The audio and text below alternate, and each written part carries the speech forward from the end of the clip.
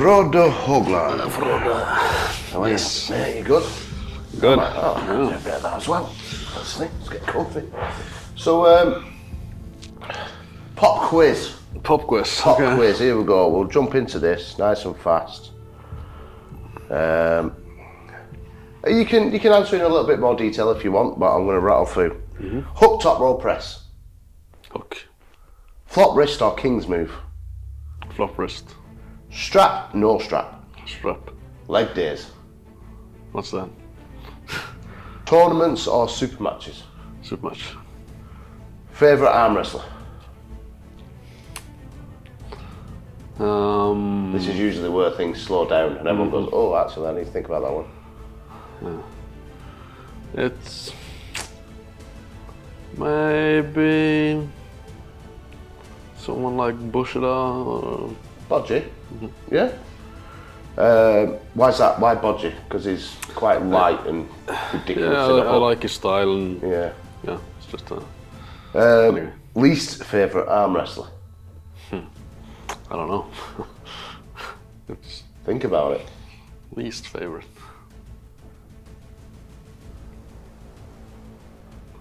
Oh. It could be your opponent tomorrow. Could be that. It could be Mindaugas Terrasitis. He's quite popular as at least favourite. Could be Jerry Caderet. Gets a lot of votes because people don't like they don't like to watch that style of arm wrestling. I don't mind it myself, but who else gets named? Least favorite. Let's just go with Mindaugas then. Mindaugas Terrasitis. Popular answer that, for some reason. What's your proudest arm wrestling moment? Proudest? Yeah.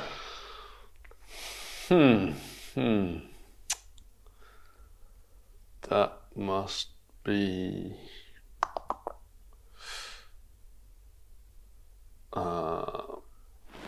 beating Steve, or at least tying with Steve Rowe. Okay. Because he had second place in Worlds year before. Yeah. What's your short-term and long-term goals? Short term, we're getting old now. Win. Yeah. We've been around a lot. Have you got any goals left? No, it's getting thin. No, short term, win my match against Philip. Yeah. Long term, I don't know, have fun. Yeah, have fun. That is a good goal. Trash talk or sportsmanship? A little bit of both. Yeah, is that from a spectator or an arm wrestler's perspective? That's from an arm wrestler. All right, so you like it when there's a little bit of trash talk, and does it wind you up a bit? No, but it's funny. So, speaking of that, are you testing yourself, or are you fighting your opponent when you go to the table? In your mind, are you like thinking about, okay, so I'm gonna, I'm testing my frame, my training, I'm testing myself, or I'm gonna hurt this guy? Okay, so I'm testing myself. I'm gonna find my weaknesses or strengths, depending. Yeah, try to stay away from your weaknesses. No, I'd test them. Test them? Yeah. Okay, what, within a match? Within an important match? Yeah. Test your weaknesses? I believe you. I do believe you.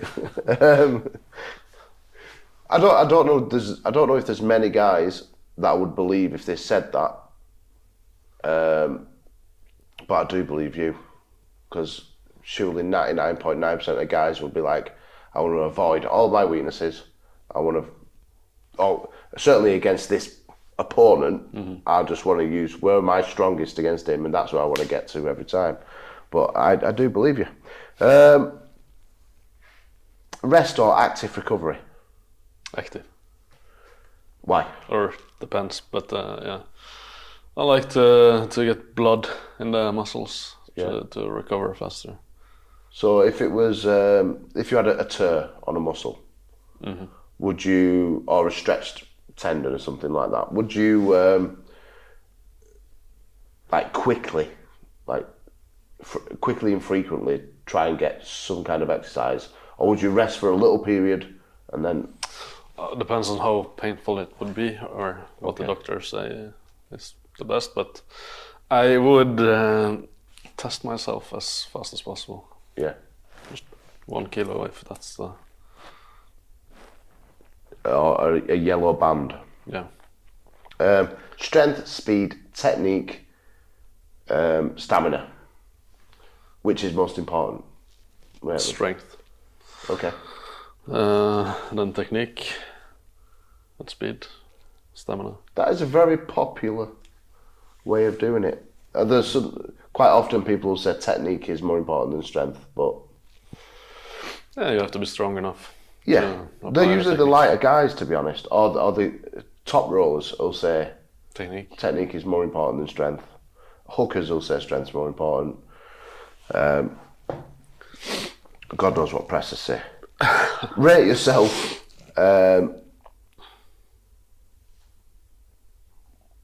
for each one of them: strength, speed, technique, stamina, out of 10. So strength, where would you rate yourself? Compared to... Well, you know, nobody's ever said compared to what until today, because Philip said exactly the same thing. Compared to what? Compared to whatever you want. Whatever you want. You can compare it to the best arm wrestlers in the world. You can compare it to, like, super heavyweights, or you can compare it to yourself of last week. You can compare it to your final form you, or the greatest form you, whatever you want, or where you want to be. Yeah. So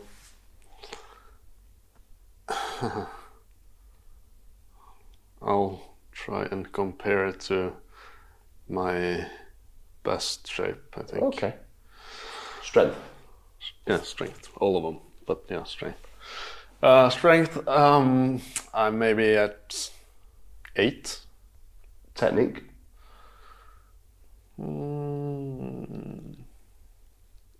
8, maybe. Speed. 6. Stamina. Compared to my top level, I would say 7, 6, 7. Okay. Like yeah. Well, see, if I think you're being a bit modest, but well, I don't know, because you've turned up before and said, "Oh, I'm great. I'm in the best shape of my life. Oh, by the way, I've got an injury."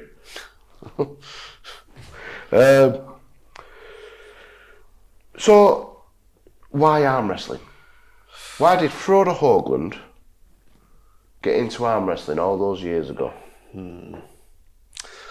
I used to arm wrestle in school, just for fun, and So just before we get into that, press record. they are recording. I just want to make sure. Yeah. For some reason in my head, then I just went, "Did I press record?" Of course I did.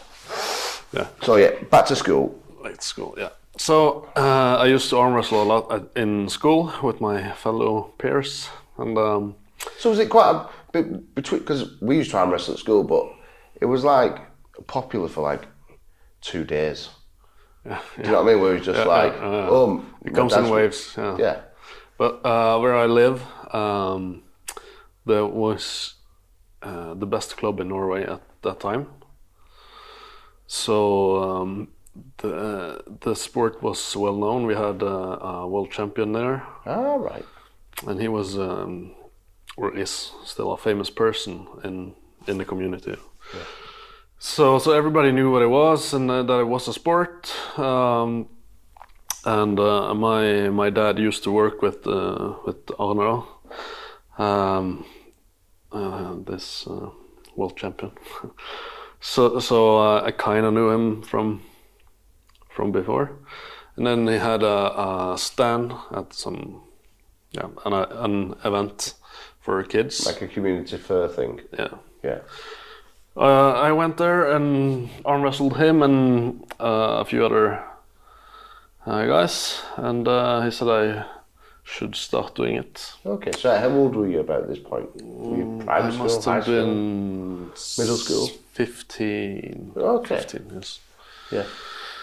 So from that day, early fall in 2000 something, I didn't miss a training for, I don't know, maybe 8 years. Yeah. So is this once, twice, 5 times a week? That's- What? Arm wrestling was 2 times a week, Yeah. and weight training once or twice. Okay. So yeah. So in the town where you grew up, everybody knew that arm wrestling was a sport. Mm-hmm. Okay, that's interesting. Because I didn't even know arm wrestling was a sport till I got to like 30. No idea. No idea. I'm like 42 now. I'm old. 30 wasn't that recent. Is it? Why do you think that is? Why do you think? Do you think it is just because there was a world champion from your town? Well, it's a small community. At that time, I think we were 14,000 people. Okay. Yeah, he was known for a lot of things, not just arm wrestling. So Good things, I hope. yeah, Yeah. I think it's very very kind person. So, Nice. but yeah, he was. So everybody knew he was arm wrestling, and just everybody kind of knew about it.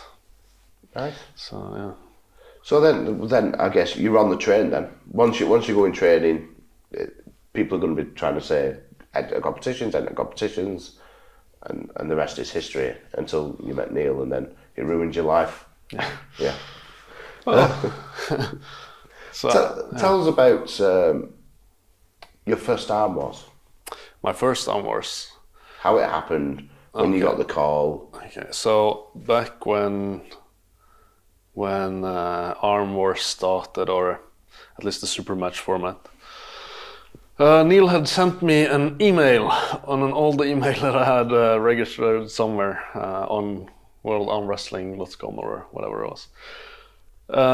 And I didn't have Facebook. So what he did was I guess he waited about 3 months for a reply, and then he messaged my sister on Facebook saying that I had to read my email, and then I found it.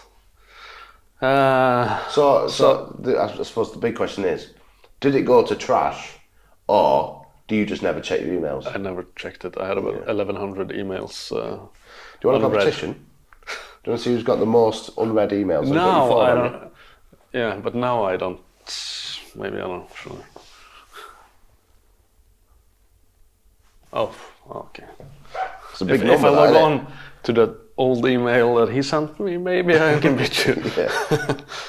Yeah, so it's a big number, that. Yeah. So, tell us about the hook. Or tell us about the whole. Why are you Relentless, Frode Haugland?